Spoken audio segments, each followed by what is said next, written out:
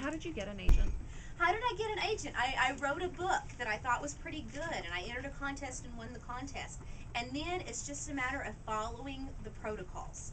You know, people think you have to know somebody to get an agent, and that could not be farther from the truth. If you had to know somebody to get an agent, I wouldn't be here, and neither would 80% of the writers that I know. You know, you find out what agents represent stuff like you wrote, which there are about 1 million websites where you can find that out. You go to the agents' websites and you research what they're taking for submissions. If they say send us a 5-page excerpt, you send them a 5-page excerpt, and it's really not rocket science, but a lot of people get confused. And they think, oh, well, if they want 5 pages, that my first 5 pages aren't any good. What they really need to read are my first 100 pages. Do you really think somebody who asked for 5 pages is going to sit through 100 pages? No, they're busy. They get thousands and thousands and thousands of submissions, and when they say they want 5 pages, that's what they want. And if you send them 100 pages, all they're going to see is this is a person who can't follow directions. I don't want to work with them. So you just, and there are 2 types of people who are trying to get agents who don't have them yet. People who aren't quite ready for an agent, and people who are querying the wrong agents.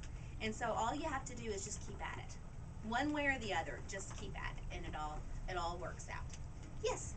What is your favorite book that you haven't written? Ooh, what is my favorite book that I haven't written? Well, I've got a couple ideas that, that's the blessing of writing a series is that you've got something guaranteed and you can go back to, and you can expand the world and get to know the characters. The downside is you've always got to go back there, and you don't get to branch out and try other things. So I do have 2 or 3 other books that I've been working on. A book I'd love to write eventually is something set on a farm, because you know there are the occasional farm girl books, and they get the farming stuff wrong, and it drives me crazy. It's like, you deserve to have your farm failing because you're a really bad farmer. So I'd like to write that someday, but who knows if that will happen or not. Yes?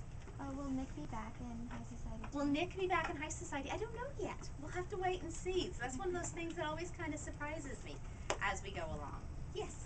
What's your favorite type of book? What's my favorite type of book? Young adult novels. What else? I'm very fortunate. I get to write for the smartest girls in the world, and you know what? Books written for them are just better than books written for regular people. I honestly, genuinely believe that. I just finished Hunger Games on the plane, and oh my gosh, is it good? And I went in with really high expectations, because everybody's been raving about it for so long, but it lived up to all of them. So, yeah. Teen fiction is where it's at. I also read some adult mysteries, some adult thrillers. I like Dennis Lehane and Daniel Silva and Janet Ivanovich, and just really varied stuff. Yes? Okay, so was Nick, was he really working for his mom, or was... Spoilers. Whisper that question to me as we're going through the line, okay? Those who not read it. Yes. Okay, do you like Josh or Zach better? Do I like Josh or Zach better? Mr. Solomon. Love me some Joe Solomon. Other questions? What about from that end of the room? Any questions from down there? Yes? By the door and the glasses? Yes. What was it like for me when I first started writing?